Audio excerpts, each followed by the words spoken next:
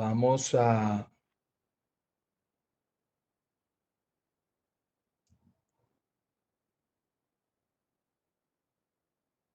Buenas, bien, bien. Bueno, ya veo que hay sonido. Hoy vamos a hacer una clase un poquito diferente, porque la idea era que les había dicho que íbamos a ver algunas fracturas de columna y revisando el programa no teníamos por ahí nada para lo de eventos isquémicos y hemorrágicos cerebrales. Entonces vamos a aprovechar hoy, vamos a hablar un poco de las dos cosas, con el fin de, pues, tener una idea general de cada uno de estos. Entonces vamos a revisar un poco de traumas de columna y luego pasamos a ver algunas de los síndromes o de la patología isquémica cerebral más común y algunos tips para estudiarla. La patología de columna, en razón de su importancia y de su complejidad, ha estado, como ustedes pueden ver en esta diapositiva, nada más se las traje para asustarlos, desde el 1929 se han tratado de establecer clasificaciones del trauma de columna. Y tenemos toda esa lista de clasificaciones eh, que han ido haciéndose y se han adoptado en tiempos por los clínicos y los cirujanos para manejar esta patología traumática. Em, lo que tenemos por aquí en general importante es que ustedes les había dicho en la introducción que hicimos antes, el sistema de tres columnas de Dennis, que data de 1983. En verdad, ustedes tienen la suerte de ser de una generación nueva de médicos y esa ya va quedando relegada. Lo que pasa es que todavía se utiliza mucho. Vamos a ir hacia el sistema de puntos del 2005, pero aún todavía todos los médicos no hablan el mismo idioma. Entonces lo que nos damos cuenta es que cada uno, cada ortopedista, cada neurocirujano utiliza una escala y siempre la de Dennis de las columnas es pues de mucha ayuda. Una pequeña aclaración o unos apuntes sobre el origen y la frecuencia de las causas de los traumas vertebrales. En Estados Unidos, para aprovechar sus estadísticas, el 40% de las lesiones de trauma están relacionadas a los accidentes de tránsito. El 20% está relacionado a caídas, el 15% tiene lesiones deportivas, los traumas penetrantes otro 15% y una gama de variantes suman misceláneos un 10%. Los pacientes mayor comprometidos es el hombre en general y estos tienen una incidencia de 4 a 5.3 por 100.000 habitantes. Este pequeño resumen o estudio que se hizo procede de España en 99 pacientes y es para nada más recordar que la zona anatómica que más sufre generalmente trauma es la zona cervical. Entonces, vamos a ver casos y la idea es aprender a ver la fractura vertebral. Eso es lo importante. Y utilizando el algoritmo de Dennis, tenemos una idea de la severidad de las lesiones. Entonces, ¿se acuerdan que Dennis las había clasificado en tres columnas? La columna en su general la dividió en tres partes. La primera, que era la columna anterior, venía por aquí, por delante. Vamos a poner el punterito. venía la primera columna sobre el ligamento longitudinal anterior y los 2/3 del cuerpo vertebral. La segunda columna iba desde ese tercio de del cuerpo vertebral al ligamento longitudinal posterior y los elementos posteriores del canal y los elementos posteriores la tercera columna, la posterior. Ellos, los ortopedistas y todos saben de la severidad de la lesión si esta compromete, hasta luego Gloriana, compromete dos columnas al tiempo. Esta las hace inestables y será necesario, el tratamiento será incluso el abordaje terapéutico, porque si tenemos un paciente en general con una columna Denis inestable por trauma, probablemente tengamos que, después de este estudio tomográfico, tendríamos que hacer una resonancia para ver el compromiso del canal. Entonces acá tenemos una fractura que tiene un aplastamiento. Esto en el esquema ustedes pueden ver el cuerpo superior, el cuerpo inferior y el cuerpo afectado. Este pierde altura, muestra un trazo de fractura y hay un acuñamiento acá anterior. Este está comprometiendo una columna y es una Denis estable. Este es el cuerpo afectado, el que ustedes comparan con el cuerpo superior, el que ven bien cuadrado, ven la cortical íntegra, en tanto que ven el alineamiento, la depresión de la altura, la pérdida de altura en la región anterior del cuerpo vertebral. En la axial, ustedes logran ver la disrupción cortical anterior. Ustedes ven que este anillo cortical aquí tiene una disrupción, acá tiene otra, y se aprecia un trazo de fractura en el cuerpo vertebral.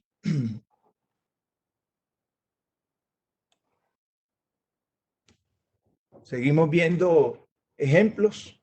Acá es para ilustrar lo que les había dicho. Se hace, el paciente recibe un trauma, se hace un estudio tomográfico, que lo tenemos acá a la derecha. Vemos que este cuerpo vertebral mantiene su altura, está bien delineado, delimitado, su cortical íntegra.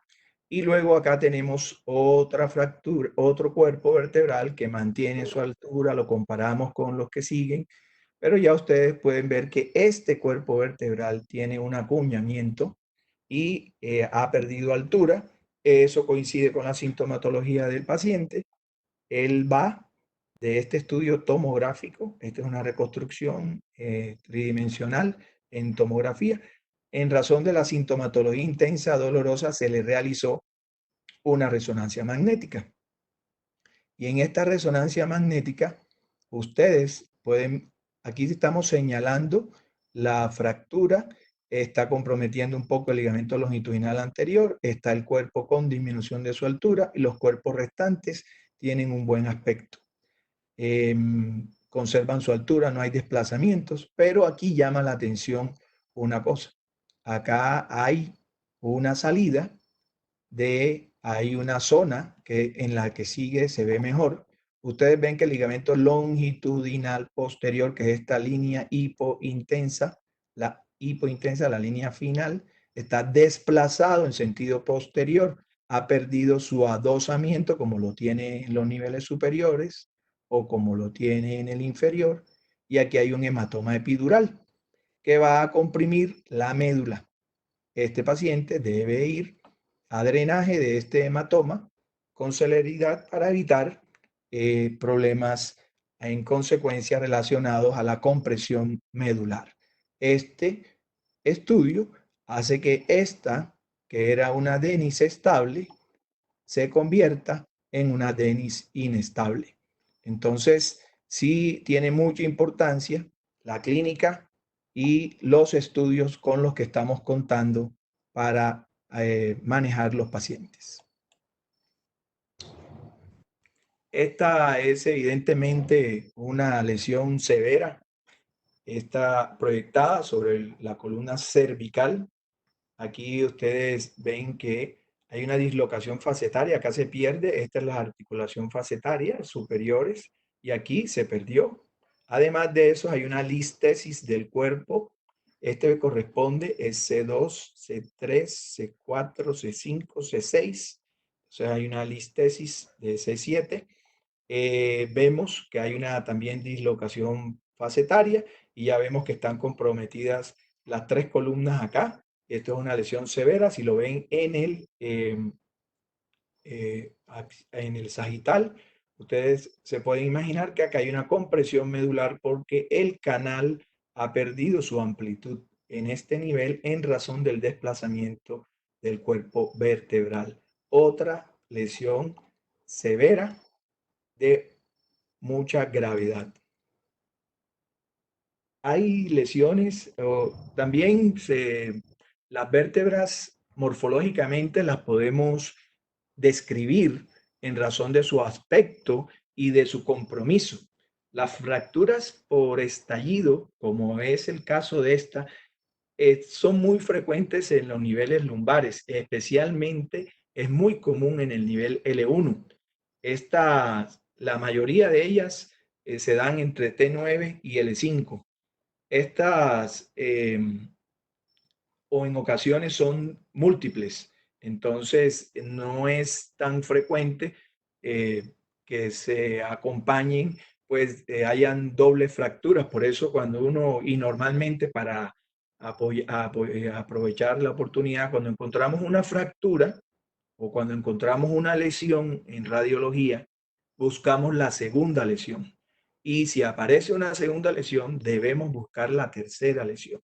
Eso es para recordar que no nos podemos quedar suficientemente tranquilos al encontrar un hallazgo anómalo.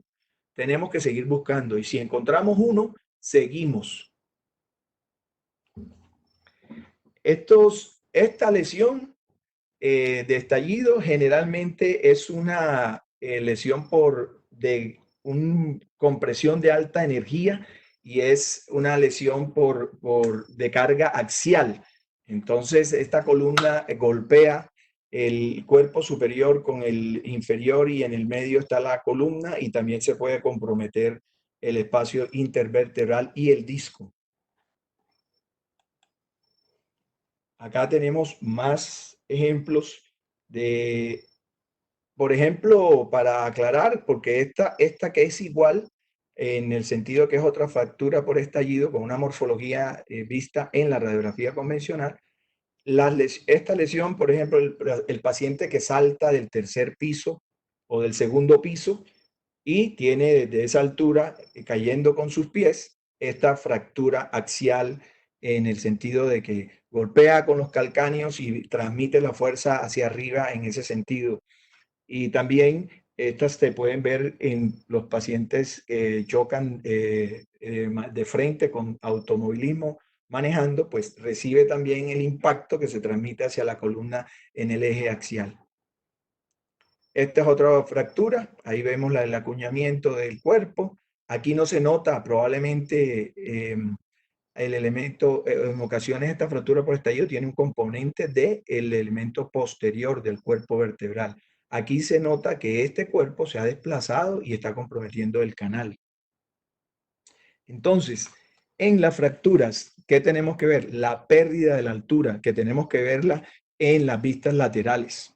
Ahí vemos si hay compresión, si es anterior y también vemos el compromiso posterior.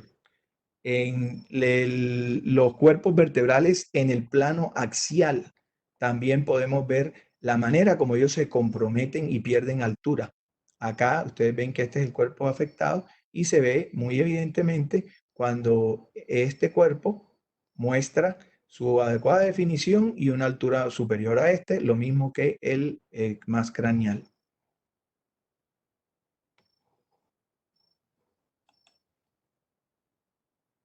Seguimos con los ejemplos de fracturas de este tipo. Esto con resonancia. Acá tenemos una tomografía. Vamos a mostrarla primero. Esto es un paciente con bastante osteopenia, bastante decalcificación. Acá hay la fractura. Este cuerpo es 5, 4, 3, 2, 1. Nuevamente, L1 tiene fractura multifragmento y hay un elemento de fractura posterior que va hacia el canal, pero su compromiso impresiona en el estudio tomográfico muy, ¿cómo es? Discreto. Lo contrario, en este otro, que es otro paciente, no corresponde el nivel, ¿verdad?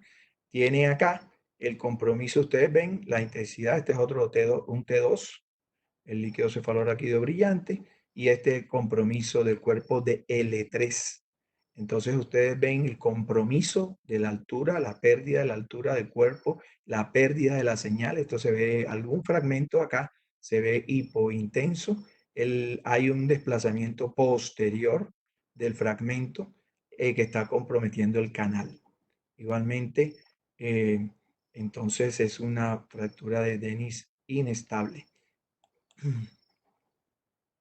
Para ver lo de las fracturas en cuña, estas porque son muy frecuentes también, estas tienen otra índole, generalmente se asocian a osteoporosis en los pacientes.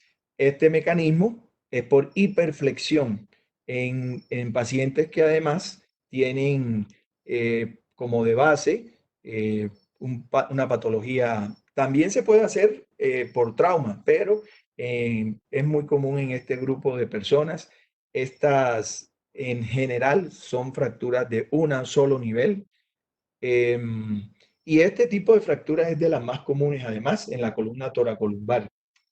Entonces, ellas las caracterizamos como fracturas por insuficiencia por el tema de la osteoporosis y algunas son relacionadas al trauma.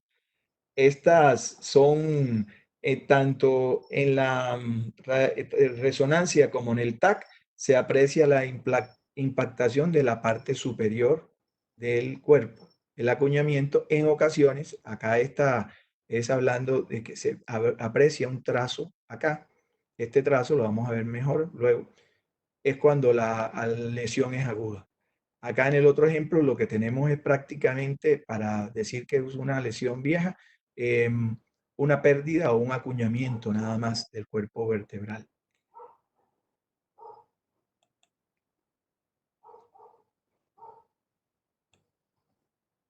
Entonces, acá tenemos varios ejemplos. En el primero, son fracturas múltiples, porque todos podemos ver con facilidad este cuerpo. Acá en este estudio tomográfico, el disco se metió acá y este otro espacio también tiene disco. Acuérdense que en un estudio tomográfico, los elementos de este aspecto oscuro, hipodenso, eh, es aire, es nitrógeno que se ha producido de la necrosis del núcleo pulposo en el disco intervertebral y queda ahí confinado. Con la fractura se bajó de su ubicación, que era hacia acá, y acá el espacio intervertebral subsecuente también tiene cambios discopáticos. Este cuerpo entonces muestra el acuñamiento anterior, no tiene un componente posterior. En este caso acá hay compromiso de dos cuerpos vertebrales. Igual hay una difusa osteopenia. Es, es una pérdida de la mineralización difusa del esqueleto axial con entonces acuñamientos y fracturas múltiples. No se aprecian otro tipo de lesiones porque las fracturas patológicas en general se asocian a lesiones también múltiples y en general, ¿verdad? Porque pueden haber aisladas, pues se apreciaría la destrucción erosiva del hueso o el reemplazo de su densidad. En el estudio de resonancia, acá tenemos un compromiso único del cuerpo de T12. Entonces hay una disminución importante de la altura del cuerpo vertebral, no hay compromiso del canal y es otra fractura en cuña o de insuficiencia. Acá ejemplos y en este hay una angulación severa sifótica porque este paciente, igual que de los que hemos estado hablando, mucha osteopenia, mucha osteoporosis, hay compromiso de este cuerpo y del superior también, muestran pérdida de la altura. En este compromiso es prácticamente de toda la parte anterior, los 2/3 anteriores del cuerpo vertebral, casi que han perdido su altura. En el espacio superior hay un poco más de cuerpo y hay una angulación sifótica en extremo en razón de dicha lesión. En estas vistas de resonancia, lo que queremos resaltar es lo siguiente. Están viendo ustedes la patología degenerativa discal, el disco hipointenso. Acuérdense que este disco debería tener esta intensidad o esta, o en ninguno de estos les puedo mostrar la intensidad usual porque todos estos discos están deshidratados y han adoptado su hipointensidad característica de la patología degenerativa discal. Los cuerpos vertebrales en estos niveles también ya van perdiendo un poco de altura, y el que está comprometido ahora es este cuerpo vertebral apreciándose hipointenso, y ustedes acá notan esta zona brillante, y esto es lo que nos configura. Esto es una fractura aguda, en razón de que esto corresponde con líquido y solo se ve en las fracturas recientes o agudas. Acá es donde termina el cono medular, este ha de ser L1 de manera aproximada. En este otro vista coronal se ve la pérdida de la altura del cuerpo vertebral, esta sí corresponde con esta, y acá también hay una hiperintensidad en relación a el tiempo de evolución de la lesión.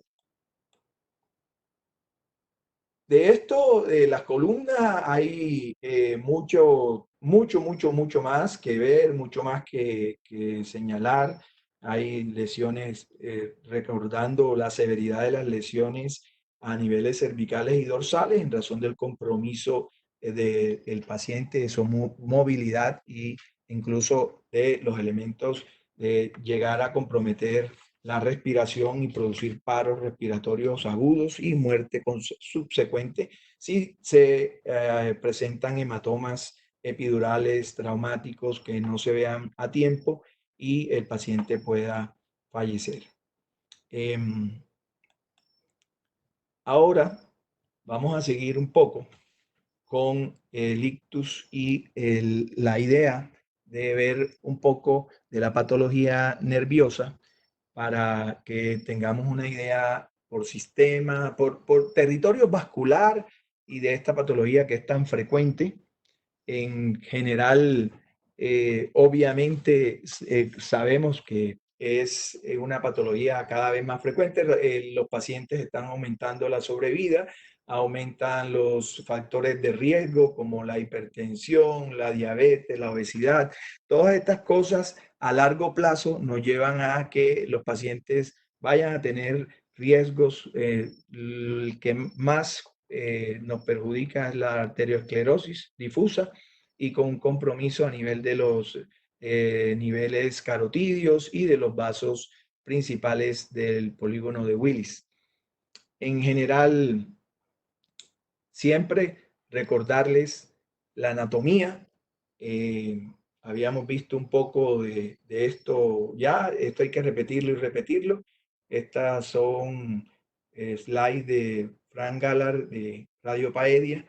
Tiene mucho recurso didáctico en, pues, recordar entonces la manera como las arterias principales del cerebro, la cerebral anterior, la cerebral media, la posterior, estos elementos y las cerebelosas y todas las ramas que se derivan de ella, cómo se distribuyen, y cada afectación de un territorio vascular nos va a dar un compromiso en el mapa que tenemos, tanto mental como anatómico, y además que esto se acompaña de cuadros sindrómicos dependiendo de la arteria afectada.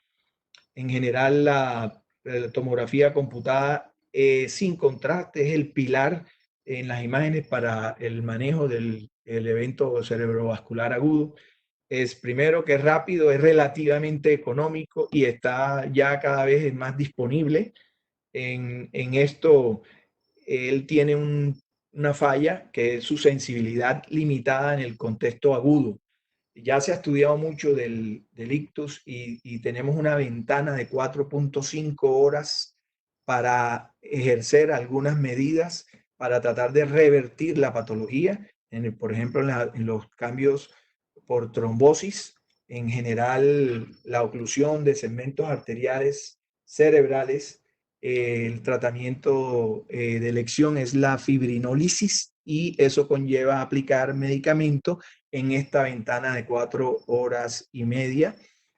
Algunos han estado discutiendo, hay series antes eran 8 horas, ya la bajaron a 4 y medio, y de ahí todavía hay personas, médicos que a veces le aplican los tratamientos a los pacientes un poquito más tarde, tratando de rescatar algo de tejido cerebral. El objetivo claro del TAC es excluir la hemorragia intracraneal. Ante un paciente con un ictus que llega, hay que saber si esto es por isquemia o por sangrado. El 80% de los eventos cerebrovasculares son isquémicos, pregunta de examen, y el 20% será hemorrágico. Entonces, ustedes ante un paciente a que le hacemos TAC, ¿qué vamos a hacer? Vamos a ver que no tenga sangrado porque no le vamos a aplicar a un paciente con sangrado fibrinolisis, agentes fibrinolíticos que le van a aumentar el sangrado, obviamente. Tenemos que buscar en ese TAC, entonces, lo primero, descartar sangrados. Lo segundo, buscar características tempranas. ¿Por qué? Porque si tenemos instalado un TAC, un infarto bien instalado, que sabemos que ya avanzó de esas 4 horas y media, no va a servir de mucho el tratamiento. Y además, porque nosotros tenemos que excluir en ese estudio de entrada una patología diversa al sangrado y que podría ser incluso una tumoración. Puede darle y traer al paciente como si hubiera sufrido un evento isquémico. A no desviarnos, entonces, veamos acá este esquema. Recuerda, estamos en la zona media del hemisferio cerebral y ustedes ven el territorio vascular de la cerebral anterior. Ven que en esta vista hacia la parte externa se ve solamente un poco en la convexidad y en la región anterior y superior. Este amarillo es la cerebral media. Recuérdenselo porque ahorita se les olvida y no importa. La idea es que sepan que hay que buscar los territorios y aquí van a recordar entonces cómo es que tenemos esta distribución. Esta cerebral media, entonces hacia la parte del aspecto medial y en lateral es en la parte superior y anterior y es una extensión en la vista externa muy limitada. La que predomina en esa vista sobre esta zona temporal y la cisura de Silvio, la zona temporal y parietal, es la cerebral media. En color azul oscuro tenemos el territorio vascular para la cerebral posterior.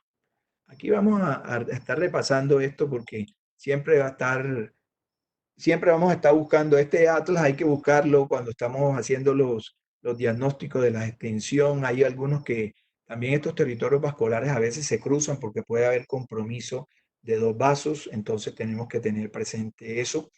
En esta vista, más hacia los ventrículos, tenemos otra vez la cerebral anterior en su zona anterior, sobre los lóbulos frontales, la cerebral posterior hacia la región occipital y la cerebral media haciendo un poco de proyección sobre partes de lóbulo frontal, parietal y hacia la parte más inferior, hacia la región temporal también.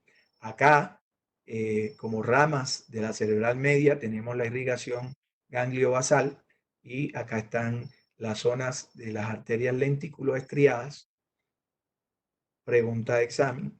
Acá es donde se van a hacer los infartos o los sangrados hipertensivos, ¿verdad? Zona ganglio basal. Estas siempre las lesiones hemorrágicas sobre estas regiones gangliobasales van a estar debidas a alteración hipertensiva y sobre estas arterias lenticuloestriadas. Esta es zona de la región talámica. Aquí esto es nada más un punto para que sepan que existe, hay una arteria que irriga la zona talámica, que es la arteria de Percherón, así como el caballo de Percherón. Una vez tuvimos un evento isquémico bitalámico, había compromiso isquémico de ambos tálamos, porque esta arteria, que es una variante, estaba en el paciente que les comento, estaba y se hizo el evento isquémico sobre esos dos segmentos. Era un evento isquémico siamés en razón de que era doble, ¿verdad? Es un caso muy raro que tuvimos en algún momento hace unos 10 años ya.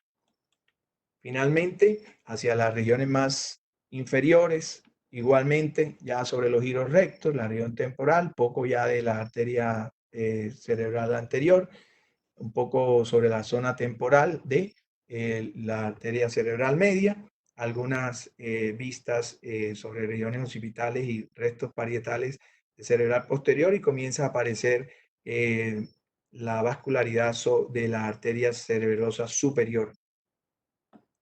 En el más caudal, acá tenemos participación sobre el puente y la representación vulvar de la arteria basilar.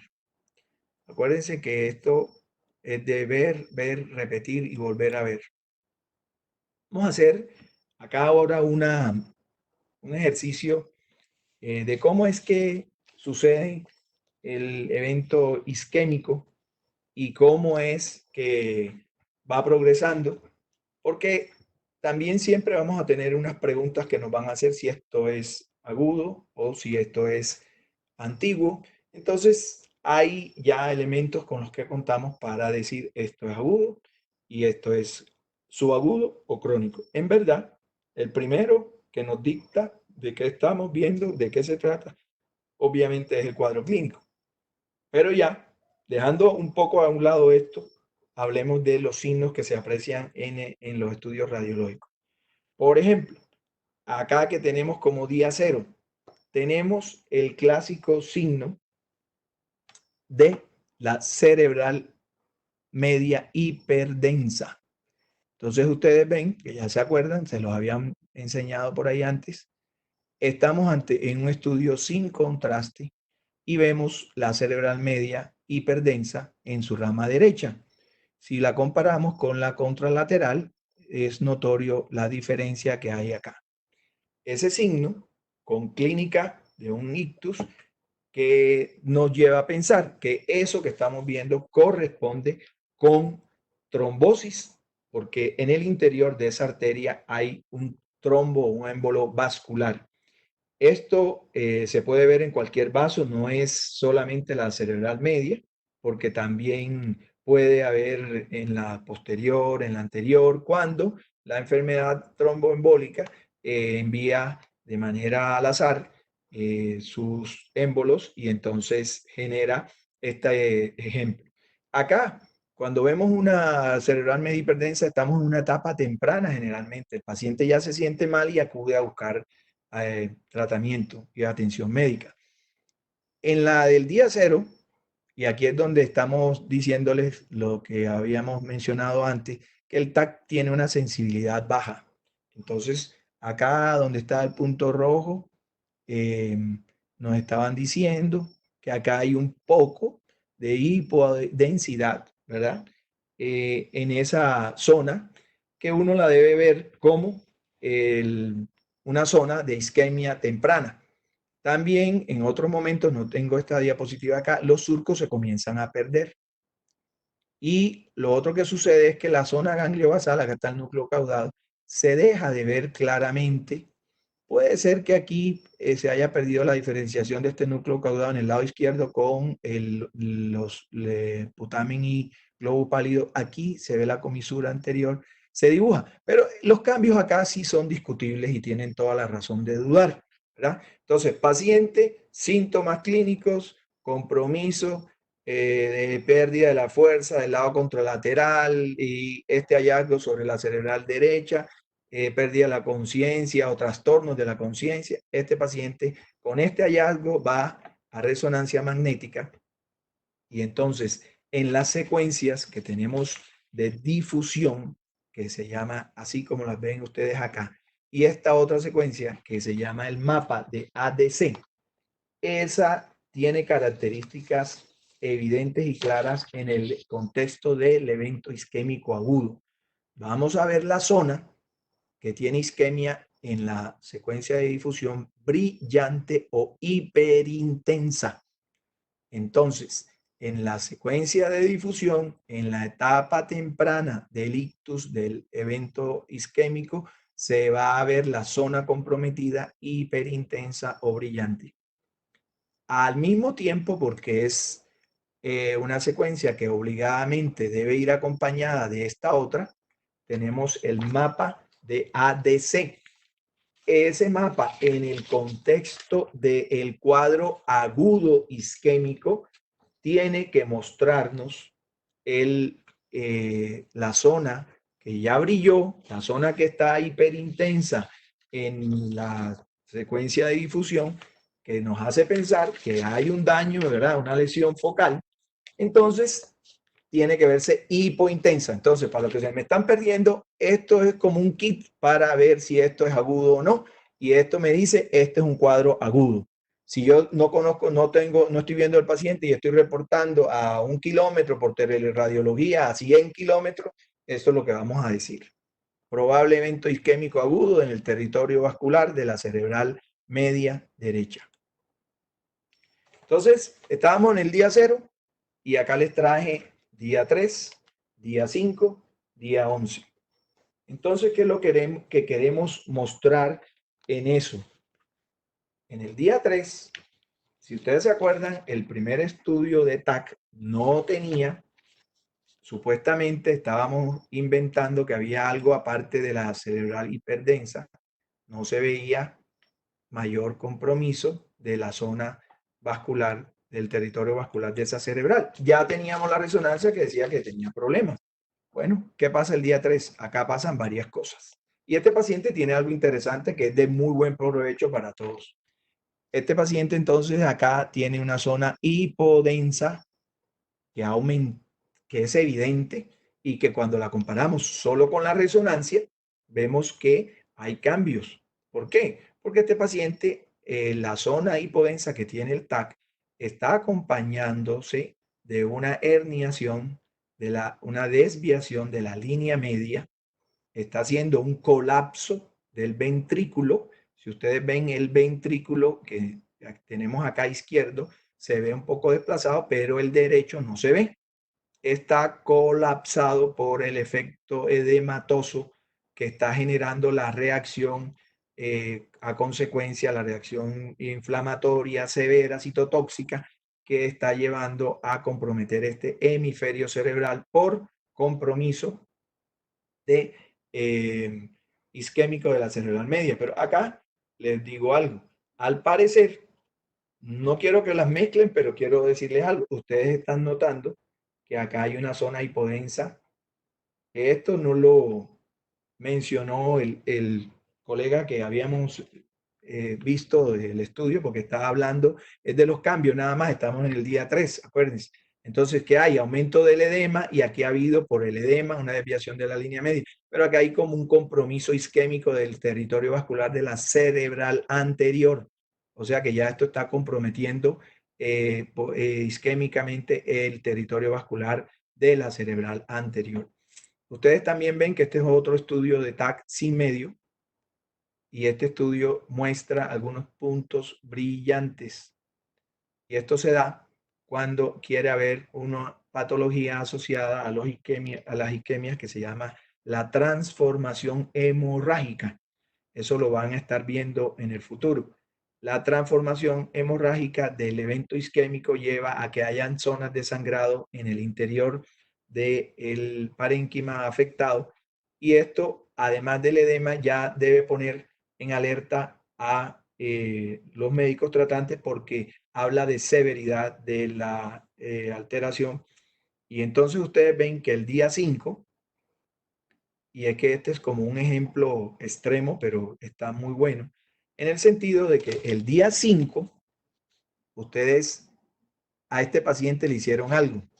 No pasó cuando vieron que estaba haciendo la hernia, que estaba haciendo el compromiso isquémico, que se estaba desviando la línea media, que tenía colapso del ventrículo, pues le quitaron le hicieron una craneectomía y le retiraron una parte del hueso frontal y de parietal más que todo parietal, le hicieron para descomprimir. ¿Cuál era la intención de esto?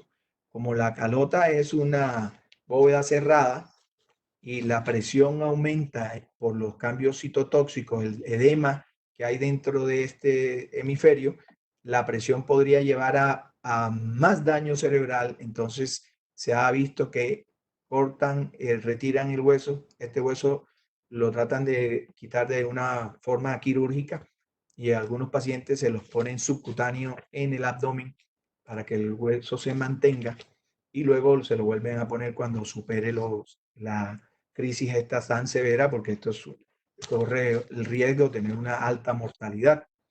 Acá tenemos entonces que va disminuyendo tal vez un poco el edema.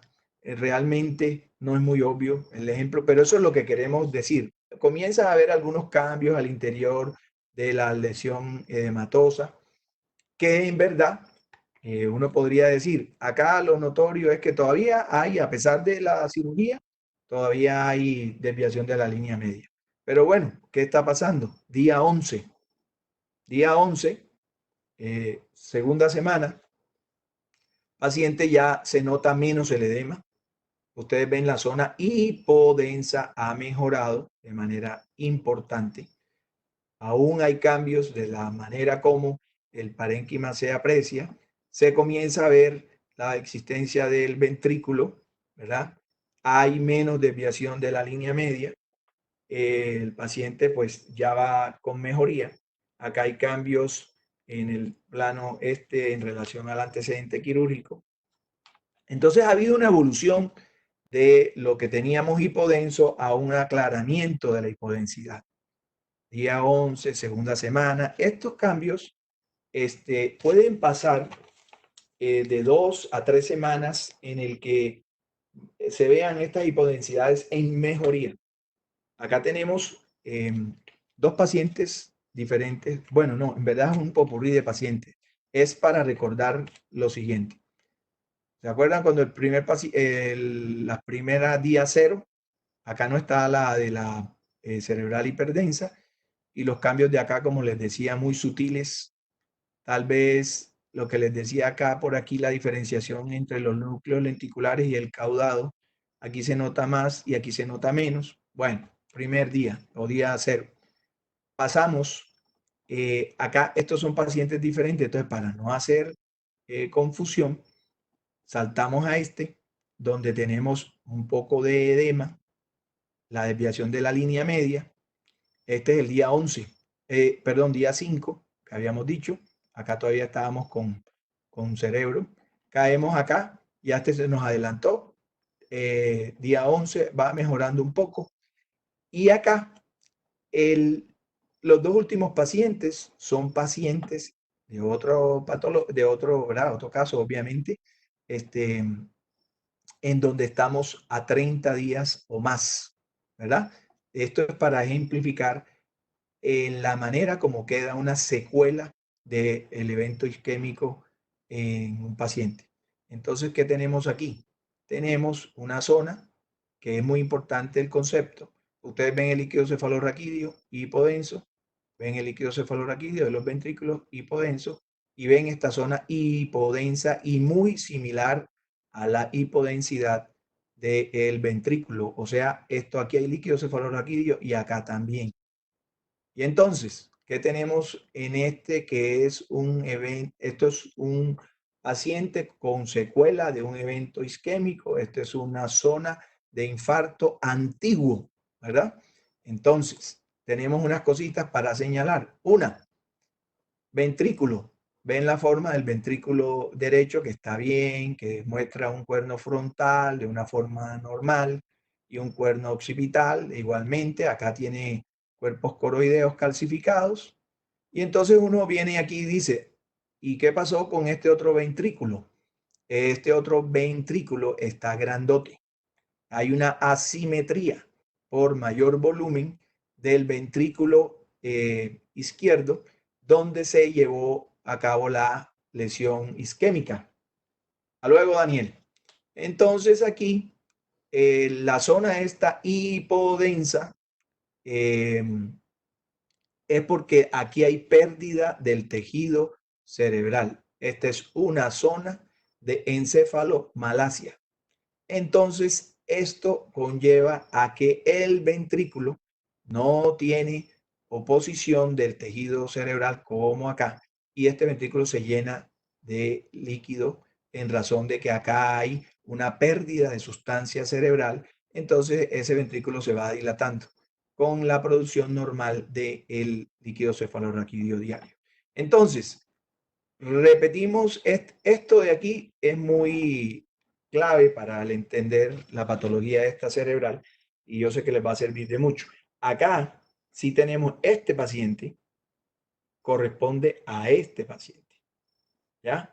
Este paciente hizo un evento isquémico segmentario de la cerebral media izquierda y alcanzó con las medidas terapéuticas a recuperar prácticamente en un 100% la representación de su tejido cerebral. Ahí seguramente hay algunos daños que no se van a recuperar del todo, pero el paciente realmente a manera de imagen recuperó y estableció entre este de acá y un mes estaba en este aspecto. Este de acá ejemplifica un paciente que tenía una lesión en etapa temprana sobre el contorno derecho. Las zonas hipodensas de acá es enfermedad de pequeños vasos, enfermedad microangiopática. Una persona probablemente mayor con enfermedad microangiopática que hizo un evento isquémico en esta zona. En verdad, esta zona progresó a esto. ¿Y qué pasó acá? Lo que les había dicho. Esta zona de isquemia llevó a que aquí se perdiera el tejido cerebral. ¿Y qué hay aquí? Lo que ya les había dicho. La zona hipodensa es similar a la densidad del líquido cefalorraquídeo. Tienen que acordarse de que el líquido cefalorraquídeo, al ser así hipodenso, entonces, además de los quistes y otras lesiones que pueden haber en los eventos que tienen un patrón de compromiso ocupativo de territorio vascular, y en el contexto de pacientes con estas zonas hiperlucentes periventriculares, ustedes van a pensar en un evento isquémico antiguo en esta paciente. ¿Y qué tiene de evento isquémico antiguo este paciente también a consecuencia de esta lesión? El ventrículo más grande que el del lado contralateral. Ustedes pueden notar el redondeamiento del ventrículo en el cuerno frontal, del ventrículo lateral derecho, y el ventrículo en la zona posterior, e igualmente en el cuerno occipital. Muy bien.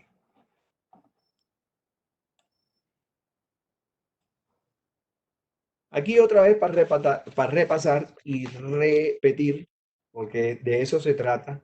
Las imágenes son de repetición. Los eventos de la cerebral anterior son por mucho muy escasos. Así como primera son menos comunes que en los otros territorios vasculares. Estos pacientes, no los voy a aburrir con los cuadros clínicos porque es increíblemente pesado, pero bueno, estos pacientes pueden cursar con disartria, con afasia, debilidad motora contralateral, cambios sensoriales mínimos, pueden tener incontinencia urinaria. Estos pacientes, esa es la proyección del territorio vascular de la cerebral anterior en el lado izquierdo. Hay ocasiones que la cerebral anterior puede estar ocluida y ella no generar un daño en el parénquima cerebral, en razón de que el segmento proximal de la cerebral anterior, que denominamos A1, hace que el de la otra pase a suplir la arteria y el territorio vascular. Entonces el paciente no tiene ningún sufrimiento porque el aporte vascular lo suple la arteria del otro lado. Esto, por eso era que les decía en la de que estábamos viendo que había un infarto en el territorio de la cerebral anterior. En la que ella era derecho, acá tenemos un evento isquémico cerebral izquierdo, pero Si ustedes afinan ahí un poco, pues resulta que este paciente también hizo del otro. Este paciente tiene doble infarto, a luego, Kemble, de la cerebral derecha e izquierda, siendo obviamente más notorio el de izquierdo. En este, acá se ve la progresión de estas lesiones, son más notorios las zonas de evento isquémico en ese territorio vascular. La cerebral media, pues esta cerebral media es la reina, es la que todo el tiempo pues compromete en razón del gran territorio vascular que tiene, pues su sintomatología es muy catastrófica también. Entonces, en ella tenemos lo de siempre. Yo creo que si se los pregunto en el examen, me van a responder y el que no lo responda, no sé qué haríamos, ¿verdad? Porque este es el signo de la cerebral media hiperdensa, ¿verdad? ¿Se acuerdan que es un dato temprano de infarto isquémico de naturaleza embólica o trombótica de la cerebral media? Este es del lado derecho.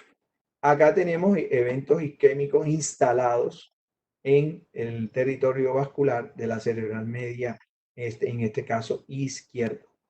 De hecho, está eh, marcando zonas con hemorragia, ¿verdad? Tiene transformación, en verdad que tiene transformación hemorrágica es este, que no es el mismo este.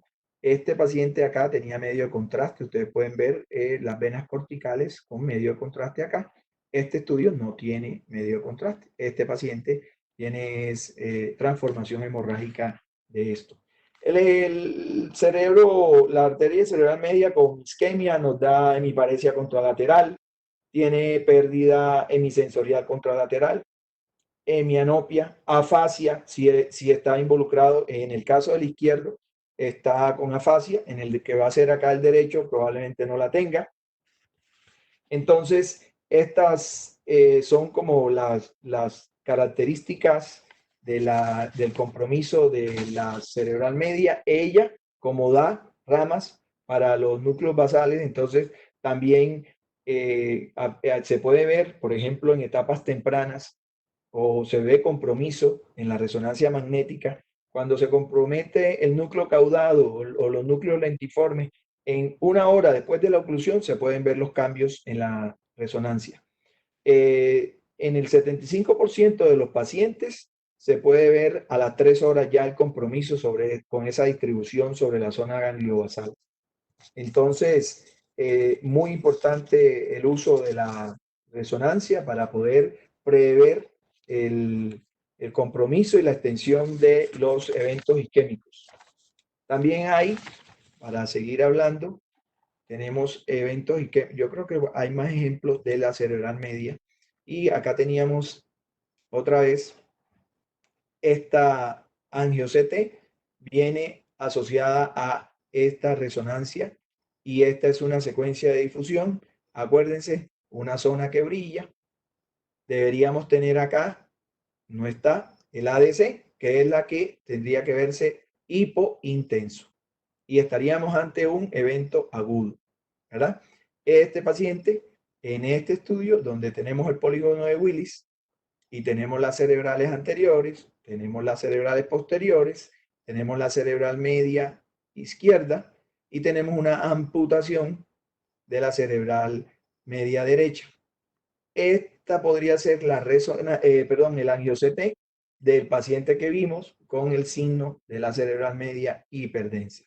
Si este paciente tiene menos de 4.5 horas de haber presentado los síntomas, probablemente se vaya a beneficiar de la fibrolisis o de la trombólisis que pudieran hacer. Acá, la imagen tomográfica también de este paciente, y aquí sí para que pongan la atención a esto, ustedes ven que el hemisferio cerebral izquierdo tiene una amplitud de surcos así. Aquí está, este es un espacio de líquido cefalorraquídeo, acá hay otro, acá hay otro, acá hay otro. Estos son los surcos corticales Y ustedes ven acá también, y acá también tenemos, obviamente, y aquí. Pero aquí nadie puede ver un círculo, un surco cortical, ¿verdad? Ni aquí ni acá. Entonces, ¿qué pasó acá? Acá hay cambios edematosos que nos dicen aquí hay un evento isquémico. ¿Por qué isquémico? Porque si hubiera sangre, fuera hiperdenso. Entonces, esto es isquémico porque aquí lo que se ve es una hipodensidad relativa en el territorio vascular de la cerebral media y que además eh, hay edema ya que borra los surcos, pero todavía esto es temprano, no hay transformación hemorrágica. Otra cosa que no hay es desviación de la línea media. Si hay un poquito de colapso del ventrículo derecho, ya está con un poquitico asimétrico en comparación con el otro. Entonces, estos ejemplos son muy buenos porque las tres son, sin que este sea el paciente, corresponderían los hallazgos a un mismo patología y una misma ubicación vascular, un mismo territorio. Esto se los quiero mencionar, eh, no para que no le tengan eh, importancia, pero y tampoco para que se asusten, pero es que esto viene así. Esta puntuación, que es aspect, esta puntuación la desarrollaron en la Universidad de Alberta, en Canadá. Esa puntuación se hace para ver la calificación del estudio del evento isquémico sobre el territorio vascular de la cerebral media.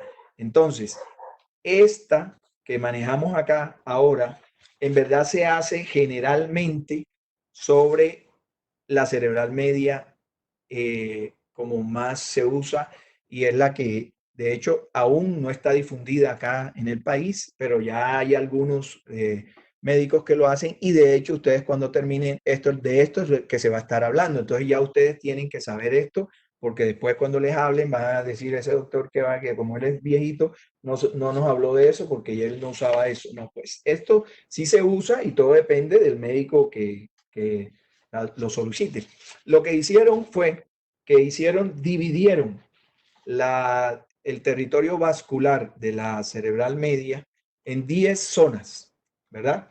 Esa división, así como lo hace el esquema, se hizo haciendo dos cortes tomográficos. Uno específicamente sobre la región gangliobasal y el otro por encima 2-3 centímetros, donde ya no se vieran la zona gangliobasal. Y entonces, ¿qué es lo que tiene en cuenta la escala? Primero que son 10 zonas, ¿verdad? Da 10 puntos. ¿Y cómo se interpreta eso? Si el paciente, todas las estructuras que yo tengo ahí marcadas, que ahora las vamos a ver, están bien, se ven bien, el paciente tiene 10 puntos. Entonces, el paciente está bien. Entonces, si nosotros comenzamos a restar por cada zona que no se vea bien, entonces tiene un punto menos. Entonces, si yo comienzo a ver un TAC como sobre la zona perdón, sobre el núcleo caudado, esta zona, o sea, acá, esto lo veo hipodenso, ¿verdad? Y sobre la zona de la comisura anterior, en este lado, que es la que está marcada en verde, si esta zona la veo hipodensa, van 2 puntos, ya van 2 menos, ya llevaría un 8. Y si yo vengo y me paso un poquito más arriba y en el segmento este también lo veo hipodenso, ya tiene un 7. Entonces, se ha clasificado la gravedad o la posibilidad de hacerle terapia fibrinolítica al paciente si tiene al menos 7, no más de ahí. Si baja a 6, ya no le hacen tratamiento. De hecho, están discutiendo si el mínimo que aceptan es 8. Entonces, ¿qué son los segmentos? Estos son, como les dije, en el mismo TAC que estábamos viendo, nos fijamos en la altura de la zona gangliobasal y vemos núcleo caudado, núcleo lenticular, zona de cápsula interna, la zona de la ínsula en morado, el segmento, el territorio que corresponde con el segmento M1 de la cerebral media, el segmento que corresponde con el M2 y el que corresponde con el M3, que son así, anterior, medio y posterior. Entonces teníamos fácil los cuatro zonas gangliobasales, metemos la ínsula ahí y entonces núcleo caudado, cápsula interna, núcleo lenticular, ¿verdad? Globus pálido y putamen. Y subimos 2-3 centímetros, dejamos de ver ganglio basal y vemos la parte anterior, el segmento anterior, M4, la parte anterior y superior, la parte media y superior, M5 y M6. Así está dividida la cerebral media. Y entonces, al sumar esto, ya sabemos, si todo está bien, damos puntuación aspect 10, paciente súper bien, va a trombólisis. Aspect 9, trombólisis. Aspect 8, trombólisis. Aspect 7, ahí viene el problema. Ahí ya les dije, hay gente que dice que sí, hay gente que dice que no. Entonces, esa es la discusión. Ustedes, yo sé que en el futuro van a estar en esas discusiones. Acá es recordando sin marcar, ¿verdad? Zona gangliobasal, núcleo caudado, cápsula interna, núcleo lenticular, zona de la ínsula, segmento M1 anterior, M1 anterior en el lado derecho, M2 o región media, M3 posterior, a nivel ganglio basal. Y después nos vamos arriba, M4 anterior y superior, M5 anterior media y superior y posterior M6. Entonces, esa es la valoración que hacemos de esa escala y en su momento estaremos viendo ese tipo de lesiones. Por acá seguimos con el tema ya del infarto cerebral sobre la cerebral posterior. Esta es la zona anatómica. Acá vamos, creo que tengo ejemplos del otro lado en otra diapositiva. Esta es la distribución de un infarto en la arteria cerebral posterior derecha. Y este es el esquema que está mostrando pues la izquierda. A manera de esquema, este también tiene sus características. Este generalmente puede tener pérdida de la visión de mejor, como un síntoma asociado en razón de la corteza. Por aquí era algo que era interesante también, como que nos acordó del síndrome de Percheron, pero que no fue, obviamente es diferente. Este que le estoy mostrando ahí, que lastimosamente el tag es viejito, pero es muy bueno para representar el hecho de que este es el signo de las cerebrales posteriores hiperdensas. Ese también les había dicho que podía existir en cualquier parte. Entonces, ahí están las dos cerebrales posteriores y esas están hiperdensas. Y esto que viene acá son las zonas de isquemia sobre el territorio vascular de ese paciente. Entonces, este hizo un doble infarto isquémico sobre el territorio vascular posterior.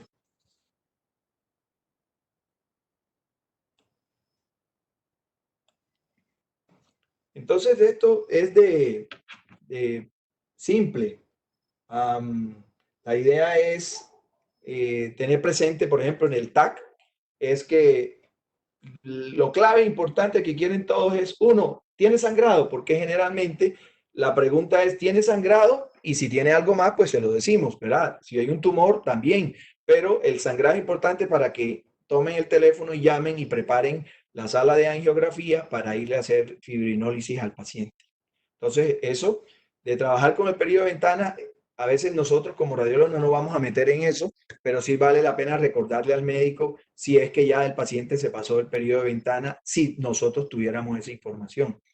En general, hay pacientes que no se sabe cuánto tiempo tienen de evolución, porque acuérdense que hay pacientes que hacen el infarto en la madrugada. Entonces, ahora estamos con que podemos ver en el estudio tomográfico una lesión hipodensa en donde no hayan estos signos tempranos que yo les dije antes. El signo temprano de la cerebral hiperdensa, el borramiento de los surcos, la borrosidad de la zona gangliobasal. Entonces, esto nos lleva a que si vemos una lesión hipodensa notoriamente, que equivale a aquellas lesiones que les mostraba de los 2, 3 días. Entonces vamos a decir, este paciente ya no le pueden hacer nada porque esto es viejo, ni siquiera es de hoy, ¿verdad? Esto porque a veces hay pacientes abandonados, mayores de edad, que les pasa eso, sobre todo en los que están recluidos en ancianatos. El TAC simple tiene su limitación en la evaluación de las lesiones cerebelosas, entonces es importante mencionárselos.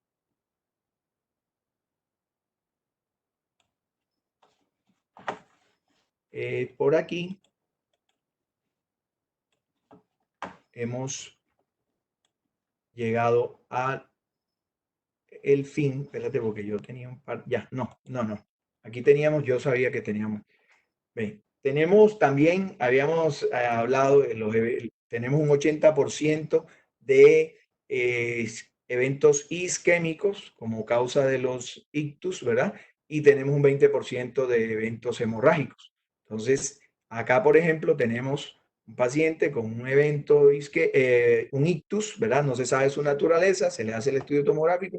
Acá hay sangre en el parénquima del hemisferio cerebral y derecho. En este otro paciente, evidentemente, hay una zona espontáneamente hiperdensa de gran tamaño, ganglio basal, en relación a un sangrado hemorrágico, ganglio basal con zonas asociadas hipodensas que muestran una patología isquémica. Para seguir con eso, grande hematoma en el hemisferio cerebral izquierdo, con desviación de la línea media, con herniación tanto del falx como del uncus. Aquí tiene la hernia del cíngulo y acá por este lado del uncus, el hematoma grande asociado a cambios edematosos, desviación notoria y colapso del ventrículo. Homolateral y un poco desplazamiento del contrario. En este otro lado, otra zona evidentemente hemorrágica con edema y colapso del parénquima. Y aquí nos devolvimos a lo que les había mostrado antes. Esto es con el fin de puntualizar, ¿verdad? Lo de antiguo y reciente. Entonces ustedes, acuérdense de la imagen de la derecha, la parte A tiene la lesión que tiene la misma densidad de líquido, la lesión que tiene el ventrículo con crecimiento, ventriculomegalia asimétrica, ¿verdad? Esta ventriculomegalia asociado a pérdida de tejido cerebral, el tejido o la zona esta, perdón, de mismo densidad de líquido cefalorraquídeo. Esto en los cortes coronales, sagitales, se aprecia la pérdida del tejido y confirma lo que estamos pensando. Entonces, este otro ejemplo era de una lesión en una etapa de 5 días, 7 días, con algunos cambios de transformación hemorrágica y ya haciendo desviación de la línea media, colapso ventricular. Ayúdense de los ventrículos, busquen los ventrículos son pares. Entonces, si aparece uno solo, algo pasó. Y entonces, en el contexto de la clínica y en el contexto de lo que estamos viendo, pueden hablar del colapso ventricular como un signo ominoso de compromiso del parénquima homolateral, o sea, del lado del ventrículo colapsado. Esta es la otra lesión aquella que incluso este fue el paciente aquel que se recuperó. Esto es lo que teníamos para hoy. Cualquier pregunta.